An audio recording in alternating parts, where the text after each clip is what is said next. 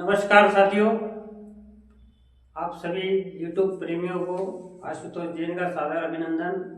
आपने मेरे चैनल को जो सब्सक्राइब किया, लाइक किया है, इसके कारण आज मुझे व्यूज़ मिल रहे हैं, सब्सक्राइबर बढ़ रहे हैं, अच्छी जानकारी आपको मैं दे सकूं। इसी के लिए ये दूसरा पार्ट इस वीडियो का मैं बनाने जा रहा हूँ। पिछले वीडियो में मैंने बात करी थी शास्त्र के प्रति विश्वास की, उससे आगे आज आपको लेके चल रहा हूँ। अभी 2-3 वीडियो में मैं आपको खाली बेसिक चीज़ें ही समझाने वाला हूँ ताकि आप उसे समझे पहले कि मैं आपको बताना क्या चाह रहा हूँ।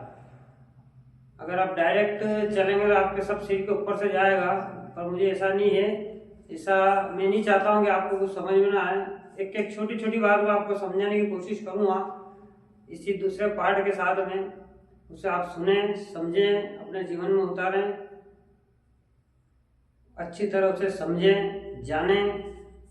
एक एक सीधे शब्दों में, सरल शब्दों में मैं समझाने की आपको कोशिश करूँगा। इसी के साथ आप आइए इस YouTube चैनल आशु जैन दूसरे नंबर के जो पार्ट में आपको बेसिक चीज़ और समझाने वाला हूँ, उसे आप ध्यान से एक बार देखिए पहले और समझिए। दूसरे पार्ट में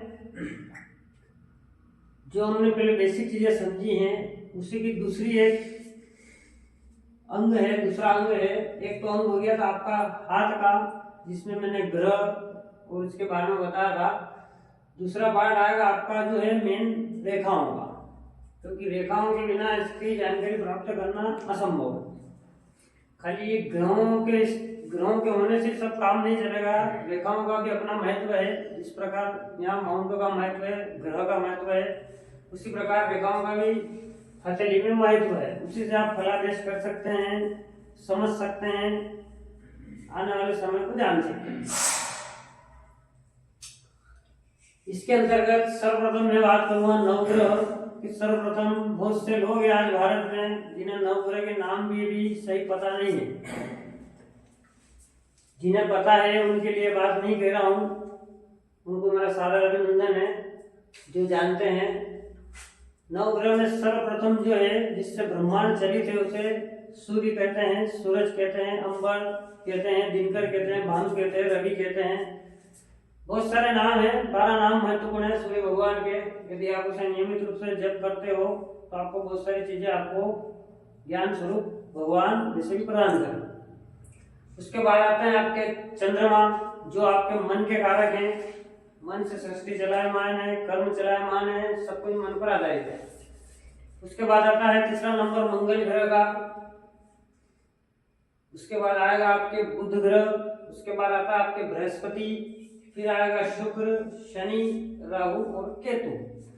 इन दोनों को मैंने कॉमन लिखने का अर्थ यही है, लोगों को बहुत भ्रांति आज जीवन में है कि राहु अलग है, केतु अलग है। तो मैं भ्रांति आपको इस आगे पार्ट में एपिसोड में बताना चाहूंगा। ये दोनों एक ही है, खाली एक इसका प्रकार भिन्न हो गया है, बाकी दोनों का फल एक ही है। इस प्रकार सूर्य को सन कहते हैं, तो चंद्रमा को मून, मंगल को जो वर्ड इस्तेमाल करा है वो है मार्स इंग्लिश में, और बुध को जो हम कहते हैं प्लैनेट के रूप में मरकरी, और बृहस्पति को कहते हैं हम जुपिटर। उसके फलस्वरूप शुक्र को हम कहते हैं विनस, शनि को कहते हैं हम शत्रुन, और राहु का जो नाम है वो राहु है, और केतु का नाम इंग्लिश में भी केतु है। और इसका थोड़ा सा डेफिनेशन चेंज है, इसको ड्रैगन से हेड कहते हैं और इसको ड्रैगन से टेल कहते हैं। ये आपका सिर हो जाता है, ये आपकी पूंछ हो जाती है। तो नवग्रह के माध्यम से मैं आपको बताना चाह रहा हूँ कि किस प्रकार इनका हथेली में स्थान है, इनका क्या महत्व है। हमारी संस्कृति, हमारे सौरमंडल के कारण यहाँ ये जीवन पृथ्वी पर संभव हुआ है, जो कि इन ग्रहों की बदौलत है। ये सूर्य के प्रकाश के बीच में आकर हमारी जो सूर्य से आने वाली जो तीक्ष्ण ऊर्जा है जिसे हम सहन नहीं कर सकते हैं, उनको इन्होंने रोक रखा है कुछ क्षितिज पर। इसलिए हम इन्हें पूजते हैं, समझते हैं, जानते हैं, पर इन्हें हम अपने जीवन में कैसे अपनाएं, कैसे अनुकूल बनाएं, इन सब चीजों को आगे आपको बोलने वाला हूँ। इसलिए वीडियो को पूरा वॉच करें, स्किप ना करें, एक एक सरल शब्दों में समझाने की कोशिश करूंगा। नवग्रह ये हो जाता है आपका बेस, क्योंकि ये नहीं होगा तो फिर इसका कोई अर्थ नहीं होगा। कुछ आपको आधार चाहिएगा बताने के लिए, समझने के लिए, उसे समझिए आप। उसके बाद आएगी आपकी रेखाएं हाथ में, जिसकी मैंने आपको बात करी थी प्रकार से। इसमें सर्वप्रथम आएगी मुख्य रेखा। मुख्य रेखा यहाँ पर क्यों लिखा है शास्त्र में, क्योंकि ये मुख्य रेखा है, इनका प्रधान होना, आगे होना जीवन में सर्वप्रथम महत्वपूर्ण है। सर्वप्रथम आएगी इसमें आपकी जीवन रेखा, जिसे हम लाइफ लाइन कहते हैं, इसे पित्तरार्जित रेखा भी कहते हैं। दूसरे नंबर पर आएगी आपके मस्तिष्क रेखा, जिसे इंग्लिश में माइंड लाइन कहते हैं। ये बुद्धि देने वाली है, बुद्धि हरने वाली है, ये जीवन देने वाली है, बहुत सारे डेफिनेशन है। तीसरे नंबर पर आएगी आपके हृदय रेखा, जिसे हार्ट लाइन कहते हैं, हेड लाइन कहते हैं।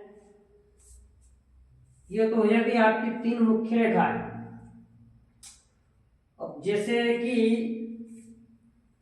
भारतीय शास्त्र में, धर्म में, दर्शन में केवल 3 ही देवता है, ब्रह्मा विष्णु महेश, या आप उसे इस तरह से समझें। या त्रिगुण जो प्रकृति में गीता में समझाए गए श्री कृष्ण भगवान द्वारा, सत्य रज तम समझे। उसी प्रकार सुबह, दिन और शाम समझे, जो भी आपको आप अपने अनुचित उचित अनुसार समझ सके।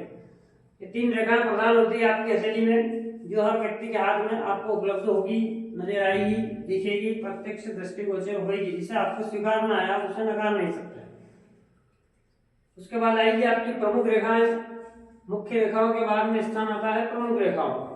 प्रमुख रेखाओं में आएगी सबसे सर्वप्रथम, जिसे हम कहेंगे भाग्य रेखा, जिसका महत्वपूर्ण योगदान है हमारे जीवन यापन करने में, पिछले जन्मों के कर्मों को समझने में, पिछले जन्मों के फलस्वरूप क्या प्रारब्ध में मिलना है, क्या हमसे छीना जाना है, क्या हमें मिलना है, ये सब तय करने वाली रेखा आपका भाग्य है, आपका प्रारब्ध है, आपकी कर्म रेखा है, आपकी शनि रेखा है, बहुत सारे नाम है।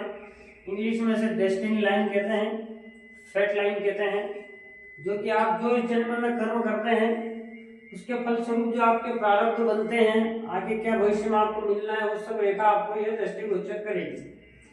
जब ये रेखा आपको ग्रीन सिग्नल देगी तभी आपको कुछ मिलेगा, बाकी कुछ नहीं मिलना। क्योंकि सर्वप्रथम आपको समझना होगा कि हर बात हम कहते हैं जो भाग्य में होता है वही मिलता है, वही बात यहाँ पे लागू होती है। अगर इस रेखा में कोई दोष है, ये जब मैं आपको समझूंगा, अभी आपको समझ में नहीं आएगी बात, जब प्रैक्टिकल बताऊंगा तो आपको बिल्कुल समझ में आएगी। तो इस रेखा को प्रारब्ध रेखा, कर्म रेखा, शनि रेखा, डेस्टिनी लाइन कहते हैं। इसका जीवन में अपने हाथ की रेखाओं में बहुत महत्वपूर्ण स्थान है। उसके बाद आएगी दूसरे नंबर पर सूर्य रेखा, जिसे सन लाइन कहते हैं। ये रेखा जो भाग्य रेखा है, अगर व्यक्ति के हाथ में भाग्य रेखा नहीं है प्लस सूर्य रेखा उपलब्ध है तो भी अच्छा है, एक तरह से आपके भाग्य को सपोर्ट मिलेगा। सूर्य रेखा एक ख्याति रेखा है, इसे इंग्लिश में फेम लाइन कहते हैं। इसके बारे में आपको विवेचन करूंगा। उसके बाद तीसरे नंबर पर आती है आपकी प्रमुख रेखा बुध रेखा।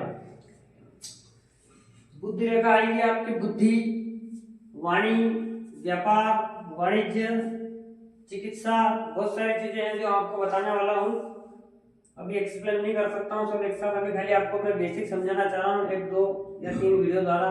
उसके बाद आपको बिल्कुल बकायदा इस तरफ ले चलूंगा, आपको जो भी समझना सीखना है बिल्कुल आपको सरल शब्दों में बताऊंगा।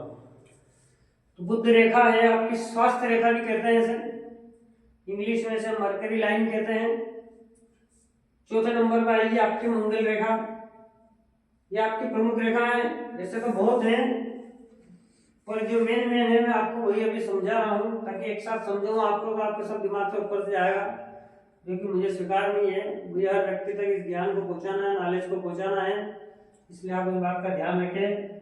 मंगल रेखा, इसको बल रेखा भी कहते हैं, डबल जीवन रेखा भी कहते हैं। ये जो जीवन रेखा है इसके सपोर्टिंग चलने वाली है ये मंगल रेखा। इसे शक्ति रेखा भी कहते हैं, अत्यधिक बल रेखा भी कहते हैं, जिसे इंग्लिश में मार्स लाइन कहते हैं, जो कि मंगल ग्रह से संबंधित है। बुध रेखा बुध ग्रह से संबंधित है, सूर्य रेखा सूर्य ग्रह से संबंधित है और भाग्य रेखा आपकी शनि ग्रह से संबंधित है। इन सब रेखाओं का उपस्थित होना अच्छा है, उपस्थित होकर अच्छे चिन्हों से अंकित होना और भी बढ़िया है। इनमें कोई दोष होता है तो आपके कर्मों में दोष आएगा, आपके भाग्य में दोष आएगा, आपकी ख्याति, आपके नाम में दोष आएगा। जैसे बुद्धि रेखा में दोष होगा तो आपकी बुद्धि में दोष आएगा, मंगल रेखा में आपके जीवन पर संकट आएगा। उसी प्रकार जीवन, मस्तिष्क और हृदय रेखा में सब जो नाम है बेसिक फल स्वरूप वही आपको फल मिलना है।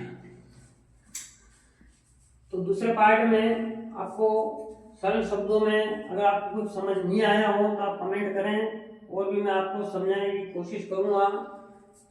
बाकी आप धीरे धीरे चलें ताकि अगले एपिसोड में, अगले वीडियो में मैं आपको नई चीज साझा कर सकूं। इसलिए आप बने रहें, जुड़े रहें। जितने भी लोग देख रहे हैं सभी सब्सक्राइब करें अपने परिवार वालों में। जहां आज आप गलत समय बर्बाद कर रहे हो खाली यूट्यूब, इंस्टाग्राम और रील्सों को देखने में, अपना उचित समय लगाएं ज्ञान अर्जन करने में, ताकि ईश्वर की नजरों में आप ऊपर उठ सकें। धन्यवाद।